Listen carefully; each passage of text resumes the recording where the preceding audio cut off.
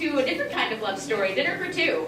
So this is one of those interesting pieces where you've got the love of your philosophies and your spirituality and your convictions, and the love of the world you're in the world to enjoy, the pleasures you have, and the love of a relationship that hangs in the balance between them. I really liked this film, and I think it really underscored the importance of the score and the music, because I think a lot of the scenes could have easily felt overly negative or oppressive, like when you start to realize kind of the way that he might be nitpicky or controlling, and the music helped keep it in a lighter tone. So I always felt like there was going to be hope for her and not going in the more negative side of it. So I really appreciated that, and I thought it was really clever with how it like played with special effects and things like that to kind of give us this alternate reality.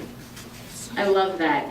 Like another interesting thing about this piece with the colors and those lighter notes, yellow is like symbolic of the color of hope. He's got that yellow flower. There's a lot of yellow tones in the piece. So yeah, it is brought up. It is weirdly hopeful, although there's a lot of very ominous undertones. One of those pieces that has a lot to dissect if you break it down. It does.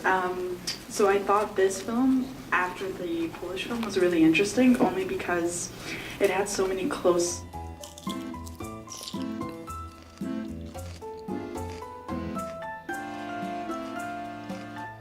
shots of mouths, of like the food in the mouth and the fingers, and the other one's very removed, so the shots were further, and it just seemed like this was intimate, and the other one was less so. There was a lot of closeness in all sorts of ways in this film. It felt very tight, almost oppressive, if you want to read it from that angle. Also, I love the fact that she was like, I found a loophole, gonna go buy the meat at the store, like out in the world and eat like 5 of them there. This is one of these issues where there's no compromise possible. Either this is a meat-free house or it is not.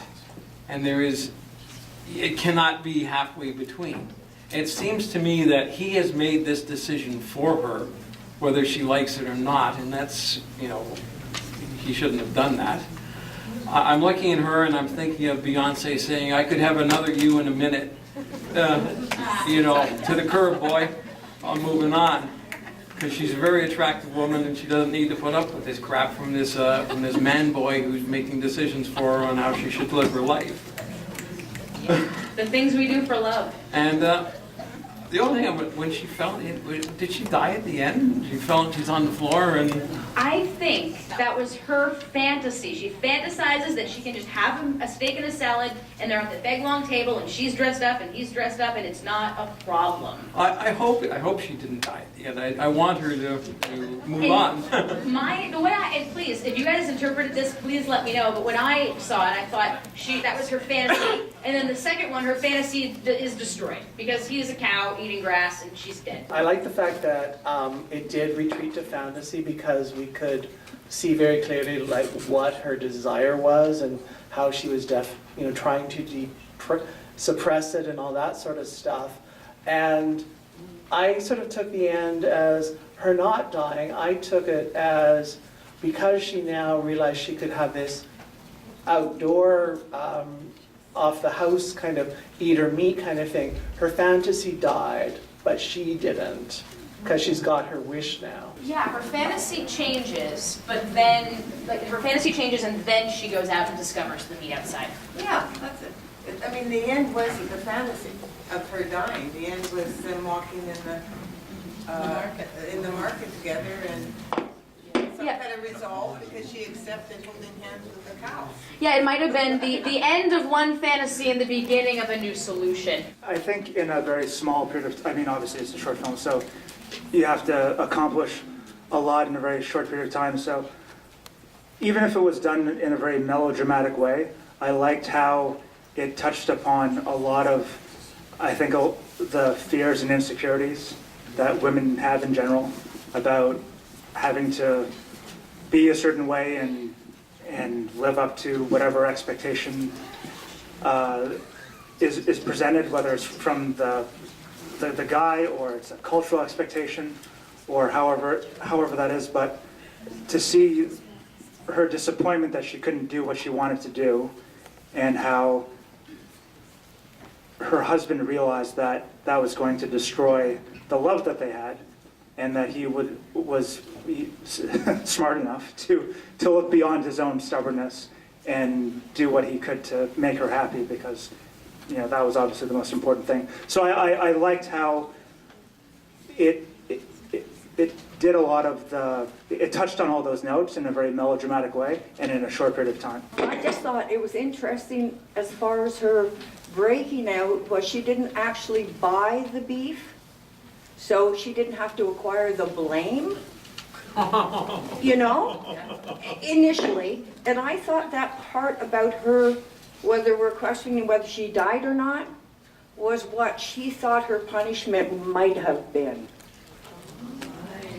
Something that when you mentioned depression, is that I kind of found that subtly, like all the structures around her are like boundaries and things that are sort of there to contain her. And, so then she has these fantasies as initially kind of the only way to circumvent them.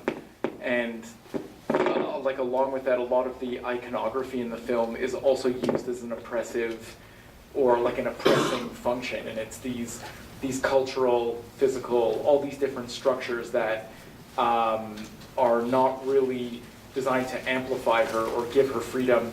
They pretty much do the opposite, which is something I think that women very much struggle with in our current society, and certainly in many other ones. I thought it was a lovely comedy.